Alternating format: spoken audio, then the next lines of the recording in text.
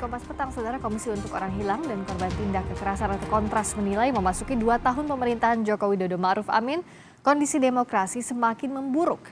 Sepanjang 2 tahun terakhir, Koordinator Kontras Fathia Maulidia menyatakan saat ini situasi kebebasan sipil makin memburuk. Kontras juga menilai situasi pandemi COVID-19 saat ini dimanfaatkan untuk membuat regulasi dan kebijakan bermasalah. Pendekatan represif soal gangguan keamanan di sejumlah daerah juga dianggap tanpa proses koreksi. Hasil survei yang dirilis Saiful Mujani Research and Consulting atau SMRC menunjukkan kepuasan atas kinerja Presiden Jokowi Ma'ruf Amin memasuki tahun kedua sebesar 68,5%. Dari survei yang dilakukan terhadap 1.220 responden, 68,5% menyatakan puas atas kinerja Jokowi Ma'ruf, sedangkan akumulasi responden yang menyatakan tidak puas sebesar 29,5%. Direktur Eksekutif SMRC, Sirojudin Abbas menyatakan tingkat kepuasan publik tidak mengalami perubahan berarti saat tingginya angka kasus COVID-19. Kita akan melihat lebih terperinci dari hasil survei SMRC 2 tahun Jokowi Ma'ruf terkait dengan tingkat kepuasan kinerja. Yang menyatakan sangat puas 11,8%, cukup puas 56,7%, sedangkan kurang puas 23,5%, tidak puas 6%. Sedangkan yang tidak menjawab dan tidak tahu sebanyak 2%. Lalu benarkah wajah demokrasi di Indonesia makin memburuk di periode kedua Jokowi? Kami akan membahasnya bersama dengan Ketua Jaringan dan Kampanye YLBHI Arief Yogiawan dan tenaga ahli utama Kantor Staf Presiden Sigit Pamungkas. Pak Sigit, Mas Arief, selamat sore. Selamat sore Mbak Priska. Sore, saya ke Mas Mas Arief Arief dulu. Jadi kan kalau Kontras bilang bahwa 2 tahun terakhir ini semakin memburuk kondisi demokrasi. Kalau sikapnya YLBHI seperti apa? Ya kurang lebih sama. Kami memandang bahwa situasi demokrasi saat ini jauh menurun ya. Iya. Sebenarnya kalau 2 tahun itu dari periode kedua, jadi kita harus hitungnya itu 7 tahun. Karena kan ini periode kedua dari Pak Jokowi menjadi presiden gitu ya. Dan di awal periode kedua kita tahu bahwa ada satu undang-undang yang banyak ditolak oleh masyarakat sipil. Penolakannya saya rasa di mana-mana sudah dapat kita lihat, baik itu dalam aksi-aksi di jalan maupun dalam berbagai media-media komunikasi seperti media digital dan lain sebagainya. Saya rasa penolakan terhadap Undang-Undang Cipta Kerja ini sudah semua orang sudah tahu, tetapi toh tetap saja tidak dipertimbangkan gitu. Bahkan dalam situasi pandemi misalnya Undang-Undang Cipta Kerja toh tetap disahkan. Sesungguhnya selain Undang-Undang Cipta Kerja ada beberapa undang-undang lagi yang kami soroti, diantaranya adalah Undang-Undang Minerba dan beberapa perundang-undangan lainnya lah, banyak, kira-kira begitu. Oke. Nah, kalau pasti kita sikap dari YLBHI kurang lebih sama dengan Kontras. Misalnya tadi ada regulasi yang disetujui di masa pandemi, padahal itu sudah ditolak masyarakat. Itu salah satunya. KSP memberikan notes soal ini? Ya, begini Mbak Priska dan Mas Arief. Kita harus melihat konsep demokrasi ini dalam perspektif yang lebih luas ya. Tidak bisa meletakkan dalam satu penilaian saja. Nah, elemen-elemen demokrasi ini kan variabelnya banyak. Ada menyangkut prosedur demokrasi, ada menyangkut kelembagaan demokrasi, ada menyangkut kebebasan sipil yang tadi disebut oleh Mas Arief dan beberapa lembaga survei. Nah, dalam kerangka itu kita dapat katakan bahwa sesungguhnya komitmen Presiden Jokowi untuk tetap di jalan demokrasi itu tidak pernah surut dan justru terus diperkuat begitu. Misalnya terkait dengan rotasi kepemimpinan elit ya, yang itu direpresentasikan dalam pemilu ya. Di tahun 2020 itu ada desakan kuat dari masyarakat sipil untuk menunda pilkada.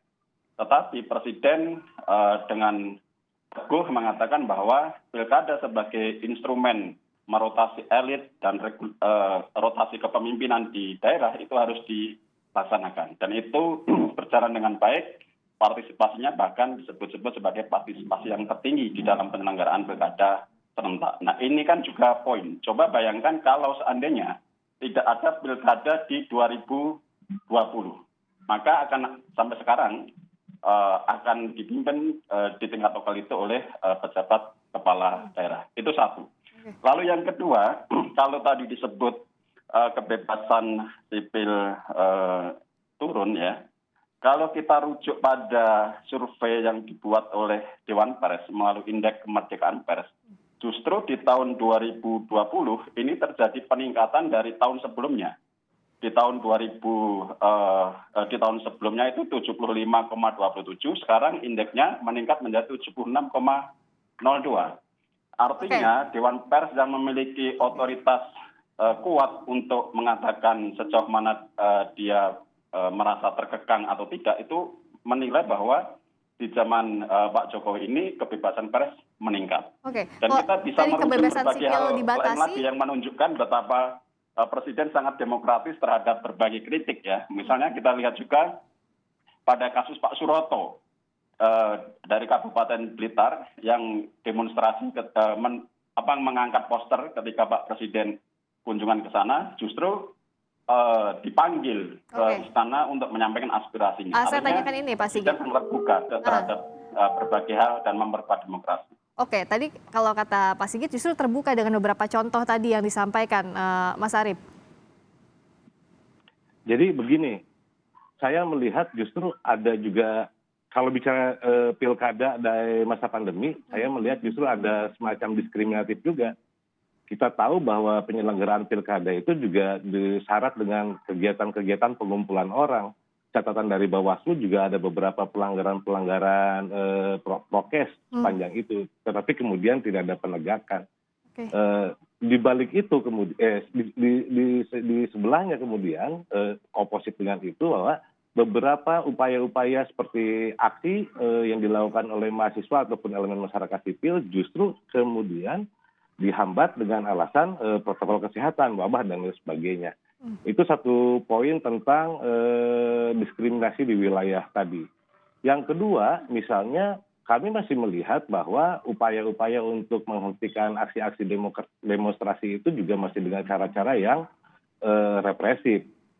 Yang paling dekat kita bisa lihat apa yang terjadi di Banten kemarin. Bagaimana di Tangerang. Bagaimana kemudian ada mahasiswa yang diperlakukan dengan cara yang menurut kami brutal gitu, dibanting dalam hal ini dalam kegiatan tersebut, dan kemudian cukup dengan meminta maaf, tetapi apakah kemudian proses berikutnya dilakukan atau tidak terhadap oknum polisi yang melakukan pembantingan tersebut.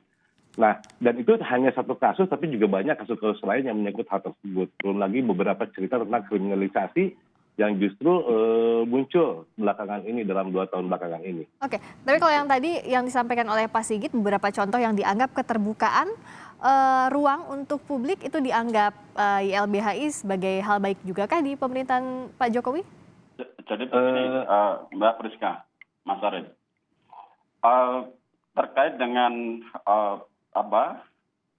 kasus Tangerang, itu kan kasustik, bukan pada level kebijakan. Sebagai sebuah kebijakan, pemerintah mengedepankan pendekatan yang humanis di dalam menangani berbagai aksi. Kapolri sendiri melalui instruksi nomor 862 di tahun 2021 September ini, itu sudah jelas mengatakan bahwa silahkan melakukan aksi demonstrasi, tetapi aparat akan memberikan penanganan yang lebih humanis. Nah, kalau ada kejadian yang seperti di Tangerang kemarin, itu adalah sifatnya eksiden, dan kemudian polisian pun juga sudah melakukan minta maaf atas kejadian itu. Lalu yang kedua, terkait dengan diskriminasi soal protokol kesehatan di pilkada dan demonstrasi, pada prinsipnya sama. Ini pada level kebijakan bahwa pilkada juga diwajibkan mengikuti prosedur protokol kesehatan.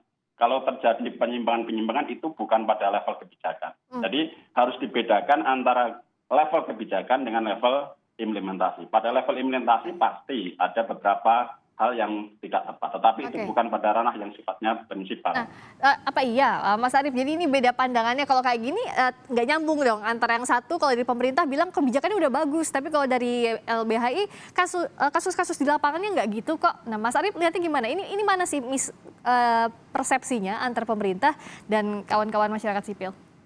Logiknya begini, kalau misalnya kebijakannya udah baik, maka seharusnya praktek di lapangan juga membaik. Kasus berkurang, itu satu. Yang kedua, udah banyak sesungguhnya beberapa kebijakan-kebijakan seperti Perkap tentang penanganan aksi demonstrasi dan lain sebagainya, yang dengan menggunakan pendekatan-pendekatan hak asasi manusia, tetapi juga kekerasan terhadap unjuk rasa itu masih sering terjadi. Bahkan di tahun lalu ketika penolakan terhadap Omnibus, aksinya kita juga melihat ya beredar di beberapa media sosial, di WhatsApp group, beberapa video yang menggambarkan tentang kekerasan-kekerasan yang dilakukan oleh aparatur kepolisian dalam menangani aksi. Tetapi kemudian kita tidak pernah tahu tuh berapa yang diberikan sanksi, terus prosesnya seperti apa. Nah, intinya kalau buat saya sebenarnya kenapa ini terjadi, karena mungkin saja kemudian pelaku tidak pernah ditindak secara tegas, keras gitu ya. Karena sehingga kemudian terjadi semacam impunitas. Jadi ketika kemudian tidak ada sanksi yang tegas terhadap para pelaku, maka itu akan terus berulang. Dianggap sebagai satu hal yang biasa. Misalnya begini, kalau ada seorang merasa bahwa dengan membanting seorang demonstran itu ujungnya cuma minta maaf, ya udah gitu. Dia akan melakukan hal yang lain lagi dengan meminta maaf dan lain sebagainya. Baik. Oke, kita akan bahas ini, Mas Arief. Saya akan tanyakan juga ke Pak Sigit, kalau kebijakannya baik tapi implementasi di lapangannya masih tetap dikritik karena dianggap tidak baik, ini gimana solusinya? Di Kompas Petang kami akan lanjutkan diskusinya sesaat lagi usai jeda.